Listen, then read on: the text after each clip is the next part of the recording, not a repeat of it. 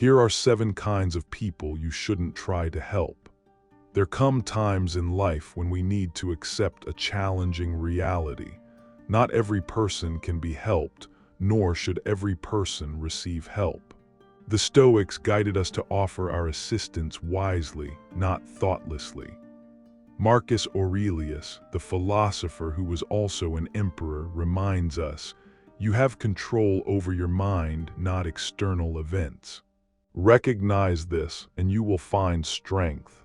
To protect our own strength and stay anchored in our principles, we must be discerning about who we assist. When we help the wrong individuals, we risk getting drawn into their turmoil and damaging the very inner resolve we aim to build. Based on Stoic wisdom, here are 7 types of people who are likely beyond your help unless they make the initial choice to help themselves. 1. The willfully ignorant. These are the people who choose not to see the truth, even when it's right in front of them. They hold on to illusions, pushing away reason as if it were a threat. Seneca cautioned against wasting effort on those incapable of valuing wisdom, saying, "If a man does not know to which port he sails, no wind is favorable." We cannot fill a closed container with knowledge. Those who avoid learning, make fun of self-control, and dismiss self-examination will only waste your attempts to help. Real change has to start from inside. The willfully ignorant don't lack access to information. They lack the bravery to face themselves. Assisting such a person is like attempting to construct a boat using decaying wood.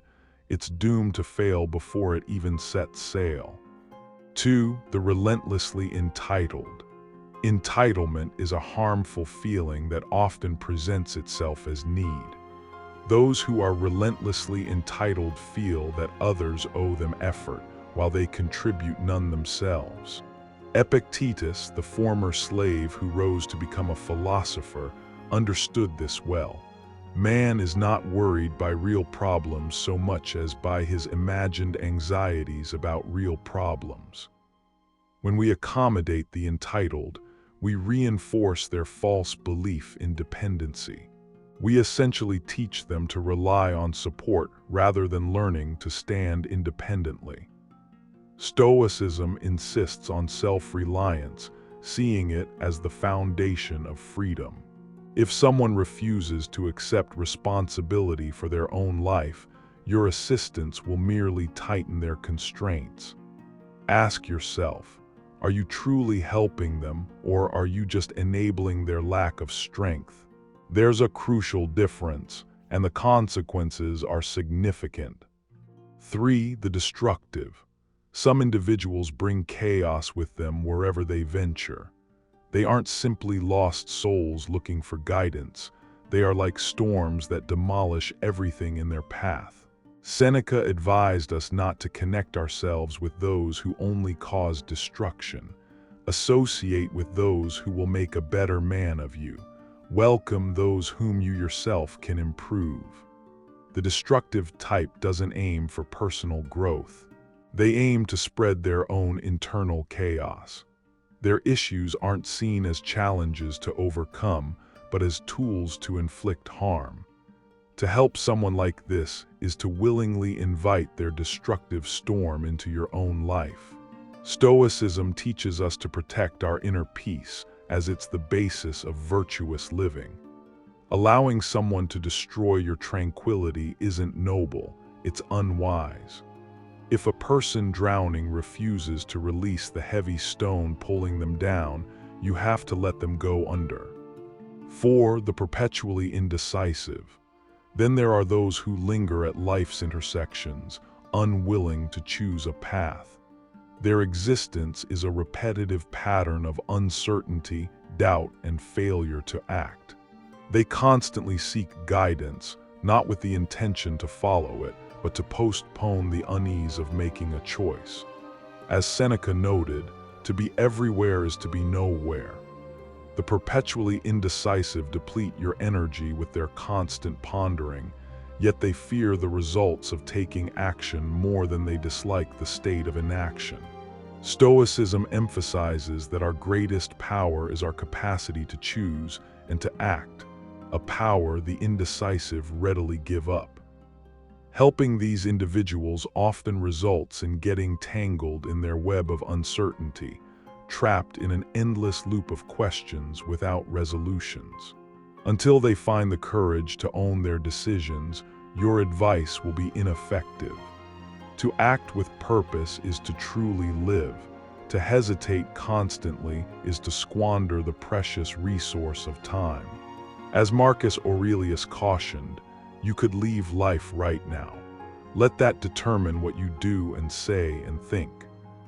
Assisting the indecisive when they won't help themselves means wasting the valuable moments you have to pursue your own life's purpose. 5. The chronically dishonest. Among the riskiest people to try and help are those who habitually weave lies into their lives. The chronically dishonest don't just deceive others, they deceive themselves too. They exploit trust, twist the facts, and damage the connections around them. As Epictetus taught, what else does reason demand of us? Nothing other than to live in agreement with nature and with each other. Dishonesty, therefore, directly opposes reason and the natural way of things. When you assist someone dishonest, you inadvertently become part of their deception. Even the best intentions cannot flourish on a groundwork of untruth. Stoicism is a philosophy centered on truth about oneself, about the world, and about the difficulties we encounter. Getting involved with dishonesty means deviating from this path and risking the loss of clarity about what is genuine and important. You cannot instill integrity in someone who refuses to recognize its worth. Their deceitfulness will chip away at your peace and challenge your own values. As Marcus Aurelius stated, the soul becomes dyed with the color of its thoughts. Surround yourself with truthful people, for their positive influence builds your character. Helping the dishonest doesn't change them. It only reinforces their pattern of falsehood. To maintain your own integrity, step away from those unwilling to embrace truth. 6. The emotionally addictive. Some individuals seek assistance not for personal development, but purely for attention and reassurance. These are the emotionally addictive types, those who seem to thrive on manufacturing crises and drawing others into their constant state of unrest. They exaggerate every small problem into a major disaster, expecting you to take on their emotional weight while they avoid any effort to manage themselves. The Stoics warned about getting caught up in the emotional tempests of others. Marcus Aurelius advised, "You have power over your mind, not outside events. Realize this and you will find strength." When we let the emotionally addictive drain our energy, we lose touch with this internal strength. We become easily swayed rather than staying grounded, their chaos diverting us from logic and inner calm. Helping these people often involves feeding their neediness instead of encouraging their self-sufficiency. They aren't looking for solutions. They're looking for someone to rescue them. But a rescuer cannot save someone who declines to take ownership of their own feelings. To support them means giving up your own peace for a temporary feeling of managing their chaos, which is merely an illusion. Stoicism encourages compassion, but it must be balanced with wisdom. As Seneca wrote, "No man can have a peaceful life who thinks too much about lengthening it," implying we should accept life's realities. Guard your tranquility by identifying when someone's emotional habits are depleting your inner strength. Be kind, but don't allow their storms to destabilize you. Assisting the emotionally addictive isn't true kindness. It's detrimental to yourself. Genuine help involves setting boundaries and having the fortitude to distance yourself when someone isn't willing to contribute to their own healing. 7. The resentful. The resentful are individuals who see life through a filter of bitterness. They blame external factors for their situation and refuse to accept responsibility for their own choices. Regardless of how much assistance you provide, they tend to manipulate it into more reasons for their discontent. They perceive kindness as an obligation and generosity as a sign of weakness, frequently returning help with lack of appreciation or even hostility. Epictetus cautioned against associating with those consumed by negativity. Do not try to seem wise to others. If you want to improve, be content to be thought foolish and stupid. The resentful reject wisdom because their sense of self is intertwined with their suffering. Trying to help them means entering a battle you are unlikely to win, as their resentment prevents them from seeing the value in your help. These individuals direct their anger outward, pointing fingers at circumstances, other people, or fate. Stoicism teaches us to concentrate on what we can control and let go of what we cannot. The resentful, however, live in the opposite state, holding onto their grievances like prized possessions. Marcus Aurelius reminds us, the best revenge is not to be like your enemy. Engaging with their resentment risks corrupting your own character. Helping the resentful will only exhaust your energy and bring unnecessary conflict into your life. Instead, protect your inner peace by choosing to walk away. Offer guidance if they genuinely ask for it, but don't linger in an environment dominated by bitterness. It is more fruitful to invest your efforts in those who desire growth, not those who cultivate grudges.